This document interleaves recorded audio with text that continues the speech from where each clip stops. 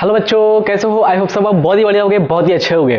तो आज इस वीडियो में हम बिहार बोर्ड कक्षा 9वीं का जो मैथ बुक है उसका चैप्टर नंबर 1 संख्या पत्ती को पढ़ेंगे। ठीक है, इसमें हम 1.2 को कवर करेंगे। अगर आपने 1.1 का वीडियो नहीं देखा है तो आप जाके पहले उसको देख लीजिए। ठीक है, क्योंकि अगर आप इस वीडियो को देखिएगा तो आपको समझ में नहीं आएगा। पहले 1.1 को कवर कीजिए। देखिए, उसका लिंक आपको डिस्क्रिप्शन में या फिर आपको आई बटन के पे मिल जाएगा, नहीं तो फिर आपको चैनल पेज पे जाके प्लेलिस्ट आपको मिल जाएगा मैथ का। ठीक है, 9th क्लास का, तो उसमें आपको भी वीडियो मिल जाएगा। ठीक है, चलिए वीडियो शुरू करते हैं। लेकिन एक बात और आपसे कहना है कि अगर आपने अभी तक अपना चैनल ज्ञानकुल स्टडीज को सब्सक्राइब नहीं किया है तो कर लीजिए, क्योंकि आपको आने वाले जितने सारे वीडियोस हैं उसका भी आपको नोटिफिकेशन मिल जाए सबसे पहले, इसके लिए आपको चैनल को सब्सक्राइब करना होगा। चैनल सब्सक्राइब कर लीजिए। और अगर ये वीडियो आपको अच्छा लगता है, नॉलेजफुल लगता है, इससे आपको कुछ सीखने को मिलता है, तो लास्ट में चैनल को सब्सक्राइब करके लाइक कर लीजिएगा वीडियो को, और एक प्यारा सा कॉमेंट भी कर दीजिएगा। ठीक है, चलिए हम शुरू करते हैं। देखिए, कल हम आप लोग को बताए थे संख्या के बारे में कि संख्या आखिर है क्या, संख्या किसे कहते हैं। तो संख्या का सुंदर सा डिफिनेशन बताए थे आपको कि जिस तरह एबीसीडी इंग्लिश ग्रामर का सबसे छोटा इकाई होता है, उसी प्रकार गणित का सबसे छोटा इकाई संख्या होती है। एक परिभाषा और आपको बताए थे कि जिसका प्रयोग हम गिनने, नापने, तोलने आदि ये सब के लिए करते हैं, उसी को संख्या कहते हैं। ठीक है, समझ में आ गया? संख्या का परिभाषा ये सिंपल था। अब देखिए, संख्या को ना यहाँ पे दो भागों में बांट दिया गया है। ठीक है, संख्या को दो भागों में बांटा गया है। एक संख्या का नाम है वास्तविक संख्या और एक संख्या का नाम है काल्पनिक संख्या। अब ये वास्तविक संख्या और काल्पनिक संख्या क्या है, देखिए ध्यान से समझिएगा।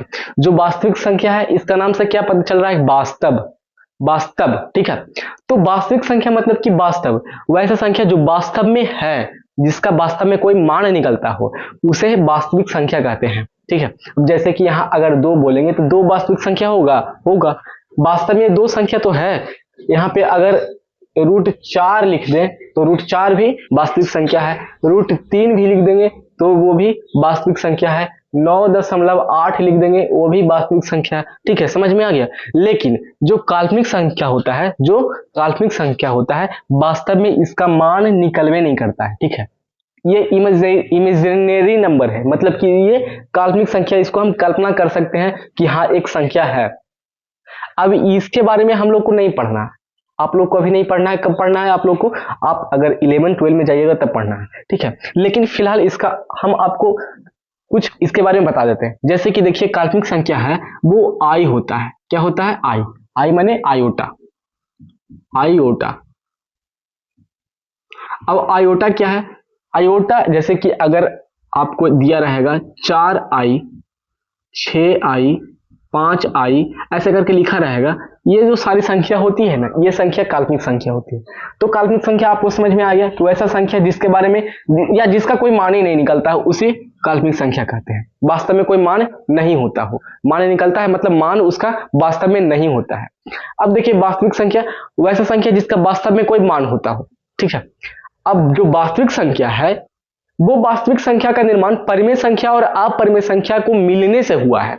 ठीक है, जो वास्तविक संख्या है उसका निर्माण परिमेय संख्या और अपरिमेय संख्या दोनों मिलकर किया है। परिमेय संख्या हम आपको बताए थे पिछले वीडियो में कि परिमेय संख्या किसे कहते हैं। तो परिमेय संख्या किसे कहते हैं? जिसे हम p/q के रूप में लिख सकते हैं और q बराबर 0 खाली नहीं होना चाहिए, तब वो क्या कहला जाएगा? परिमेय संख्या कहला जाएगा। कहला जाएगा कि नहीं कहला जाएगा? ये हम आपको पिछले वीडियो में बता दिए थे। ठीक है, अब देखिए परिमेय संख्या, जैसे कि अगर हम बोले 9/4 परिमेय संख्या है, अगर बोले 22/9 ये भी क्या है? परिमेय संख्या है। काहे कि इसको p/q के रूप में हम लिख रहे हैं तो परिमेय संख्या हो गया। ठीक है, अब परिमेय संख्या का एक और परिभाषा होता है जिसका पूर्ण रूप से वर्गमूल निकलता हो, वो भी परिमेय संख्या कहलाता है। जैसे कि √4, √4 किसका वर्गमूल है? 2 का है ना, तो √4 2 का वर्गमूल है, मतलब कि 2 पूरा पूरी संख्या है, तो पूरा पूरी निकल रहा है तो वो भी क्या हो जाएगा? परिमेय संख्या हो जाएगा। लेकिन एक होता है अपरिमेय संख्या। अब ये अपरिमेय संख्या क्या है? अपरिमेय संख्या समझने के लिए आपको यहां से थोड़ा सा ध्यान देना होगा आपको। जो अपरिमेय संख्या है ना, इसको हम p/q के रूप में लिख ही नहीं सकते हैं, p/q के रूप में लिख नहीं सकते हैं। ठीक है, और अपरिमेय संख्या का मान वर्गमूल में पूरा पूरी नहीं निकलता है। ठीक है, अपरिमेय संख्या को p बटा क्यू के रूप में नहीं लिख सकते हैं और अपरिमेय संख्या का मान p बटा वर्गमूल में पूरा पूरी नहीं निकलता है। अब जैसे कि √2, जैसे कि √2, अगर इसका मान निकालेंगे तो दशमलव के बाद इतना सारा संख्या आएगा, इतना सारा, जितना आप निकालिएगा उतना आते रहेगा, कुछ ना कुछ संख्या आते रहता है। √2 है, इसका वास्तव में इसका पूर्ण रूप से मान नहीं निकलता है, ठीक है। दशमलव के बाद कुछ ना कुछ संख्या आते रहता है, इसलिए कहला जाएगा अपरिमेय संख्या, ठीक है। पाई भी होता है, ये भी क्या है, अपरिमेय संख्या है। पाई भी क्या है, अपरिमेय संख्या। अब पाई को अगर हम तोड़ेंगे तो इसका भी मान दशमलव के बाद कुछ ना कुछ आते ही रहता है, ठीक है, कुछ ना कुछ आते रहता है, इसलिए यह क्या हो जाएगा, अपरिमेय संख्या, क्योंकि इसका वर्गमूल पूरा पूरी निकल भी नहीं करता है। अब आप बोलेंगे कि भैया 22/7 है, 22/7 है, जो किसका मान है, पाई का ही मान है 22/7, तो इसको हम p बटा क्यू के रूप में लिख रहे हैं। जो p है वो 22 है और जो q है वो 7 है, और यहाँ जो q है वो 0 के बराबर भी नहीं है, तो 22/7 परिमेय संख्या क्यों नहीं है। देखिए 22/7 जो है वो दिखता जरूर है परिमेय संख्या के जैसा, दिखता कैसा है, परिमेय संख्या के जैसा, लेकिन अगर 22/7 को अगर हम भागा देंगे, तोड़ेंगे, तो ये दशमलव के बाद अनगिनत संख्या आते रहता है, ठीक है, जितना तोड़िएगा उतना संख्या आते रहेगा, तो इसलिए ये क्या हो जाता है, अपरिमेय संख्या। दिखता है परिमेय संख्या के जैसा, लेकिन वास्तव में ये परिमेय संख्या है नहीं, ये है अपरिमेय संख्या। चलिए, आई होप आपको ये भी क्लियर हो गया होगा कि परिमेय संख्या किसे कहते हैं और अपरिमेय संख्या किसे कहते हैं। यहाँ पे इसका परिभाषा भी लिख दिए हैं, जैसे कि वैसा संख्या जिसे p बटा क्यू के रूप में नहीं लिखा जा सके या जिसका पूरा पूरा वर्गमूल नहीं निकलता है, उसे ही अपरिमेय संख्या कहते हैं। जैसे कि √2 हो गया, √3 हो गया, √7 हो गया, पाई हो गया, इन सभी का पूरा पूरी वर्गमूल निकल भी नहीं करता है, ठीक है। अब चलिए, कल हम आपको बताए थे पिछले वीडियो में कि जो परिमेय संख्या है वो बहुत सारी संख्याओं से मिलकर बना हुआ है, जैसे कि प्राकृत संख्या हो गया, पूर्ण संख्या हो गया, पूर्णांक संख्या हो गया, भिन्न संख्या हो गया, इन सभी को मिलने से परिमेय संख्या का निर्माण हुआ है। इतना समझ में आ गया ना। चलिए, यही था इसका बेसिक 1.2 का। अब हम चलेंगे क्वेश्चन की ओर, ठीक है। 1.2 में कौन कौन से क्वेश्चन क्या क्या कह रहा है, जैसे कि देखिए, पहला क्वेश्चन क्या कह रहा है कि नीचे दिए गए कथन सत्य है या असत्य, कारण सहित लिखिए। इसमें पूछ रहा है कि जो नीचे जो कथन दिया गया है वो सत्य है, सही है, या फिर असत्य है, गलत है, और काहे गलत है काहे सही है उसको हमको यहाँ पे बताना भी है, ठीक है। देखिए, पहला में क्या कह रहा है कि सभी अपरिमेय संख्या एक वास्तविक संख्या है। जितने सारे अपरिमेय संख्या है वो सभी वास्तविक संख्या है, तो हाँ है, क्योंकि सारे अपरिमेय संख्या और सारे परिमेय संख्या दोनों को मिलने से ना वास्तविक संख्या बना, तो सारे अपरिमेय संख्या तो वास्तविक संख्या होगा ही। तो यहाँ क्या लिखेंगे, यहाँ लिखना पड़ेगा हमको, क्या लिखना पड़ेगा कि हाँ सभी अपरिमेय संख्या वास्तविक संख्या है, वास्तविक संख्या है, ठीक है। चलिए, अब चलिए दूसरा क्वेश्चन देखते हैं। दूसरा में क्या कह रहा है, पहला का दूसरा में कि संख्या रेखा पर प्रत्येक बिंदु √m के रूप का होता है, जहां m एक प्राकृतिक संख्या है। अब जैसे कि समझिए, जो संख्या रेखा होता है ये बीच में 0 होता है, उसके बाद अगला इकाई 1 होता है, फिर अगला इकाई 2 होता है, अगला इकाई 3 होता है, अगला इकाई 4 होता है, अगला इकाई 5 होता है, इधर -1, -2, -3, -4, ठीक है। ये सभी प्रकृत संख्या ही होती है, 1 2 3 4 5 प्रकृत संख्या होती है, लेकिन अंडर में होती है, अंडर में सभी नहीं होती है। जितने इकाई है, क्या इकाई अंडर में होता है, नहीं होता है, तो इसलिए यहाँ लिखेंगे नहीं, यहां लिखेंगे नहीं, या फिर लिखेंगे असत्य, असत्य। इसमें भी हो गया हाँ के जगह पे सत्य, क्या होगा, सत्य। यहां लिखेंगे असत्य, लिखेंगे सभी इकाई प्राकृत संख्या होती है, ठीक है। चलिए, अब आगे तीसरा नंबर में क्या कह रहा है कि क्या प्रत्येक वास्तविक संख्या एक अपरिमेय संख्या है। क्या कह रहा है कि जितने सारे वास्तविक संख्या है ना वो सभी अपरिमेय संख्या कहलाएगा। नहीं कहलाएगा। क्यों नहीं कहलाएगा? क्योंकि देखिए जो वास्तविक संख्या है उसका निर्माण परिमेय संख्या और अपरिमेय संख्या दोनों को मिलने से हुआ है। ठीक है, अब ये बोल रहा है कि जितने सारे वास्तविक संख्या है वो सभी अपरिमेय संख्या है, तो फिर परिमेय संख्या कहां गया? ठीक है, परिमेय संख्या कहां गया? इसलिए क्या कहेंगे? नहीं, या फिर असत्य। असत्य लिखेंगे, सभी वास्तविक संख्या अपरिमेय संख्या नहीं है, अपरिमेय संख्या नहीं है। ठीक है, चलिए इतना तो आपको समझ में आ गया होगा।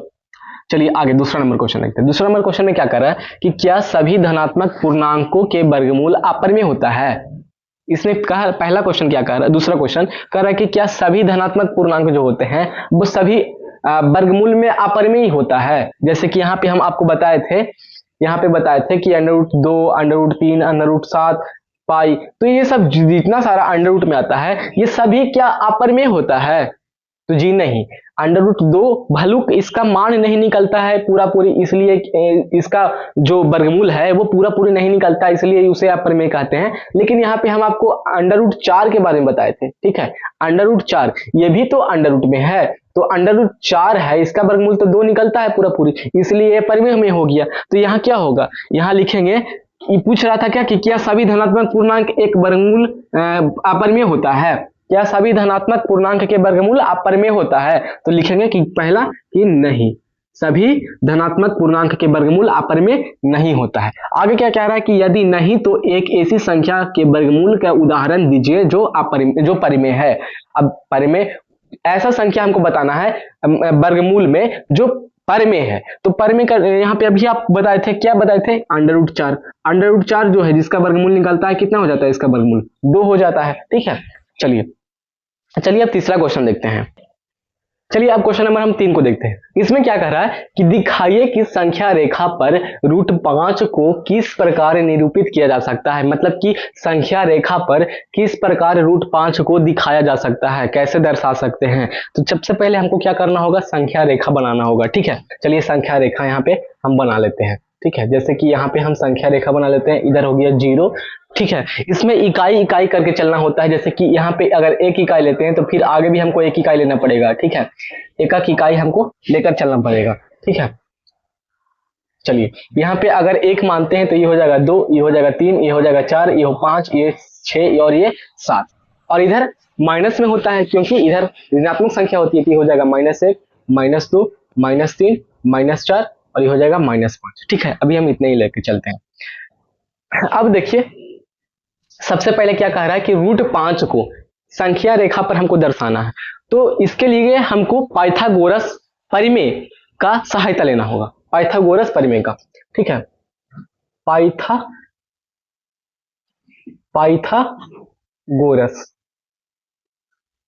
पाइथागोरस परिमेय क्या कहता है कि जो कर्ण होता है ना वो अंडर रूट लंब के स्क्वायर और प्लस आधार के स्क्वायर के बराबर होता है। ठीक है, ये कौन कहता है? पाइथागोरस परिमेय कहता है। जैसे कि आपने त्रिभुज देखा है। ठीक है, त्रिभुज देखा है, त्रिभुज में नीचे वाला जो हिस्सा होता है वो होता है आधार। ठीक है, आधार के जस्ट इस साइड का जो होता है वो होता है लंब। ठीक है, और यहाँ पे 90 डिग्री का कोण बनता है और 90 डिग्री का कोण के सामने जो बनता है वो होता है कर्ण। क्या होता है? कर्ण। ठीक है, अगर हम यहाँ पे कर्ण बराबर √5 मान लेते हैं, ठीक है, तो लंब और आधार कितना होगा, सबसे पहले ये हमको ज्ञात करना पड़ेगा। ठीक है, तो देखिए कर्ण अगर हम यहाँ पे √5 मानते हैं तो आधार और लंब कितना होगा? अंडर रूट में ही आएगा। ठीक है, देखिए ये अगर 5 है तो 5 को हमको 2 ऐसे संख्या में तोड़ देना है, और तोड़ के जोड़ला पर 5 आना चाहिए। तो चलो यहाँ पे हम अगर इसको 2 के वर्ग करते हैं तो इसका 2 के स्क्वायर करेंगे तो हो जाएगा 4। ठीक है, चलिए आगे।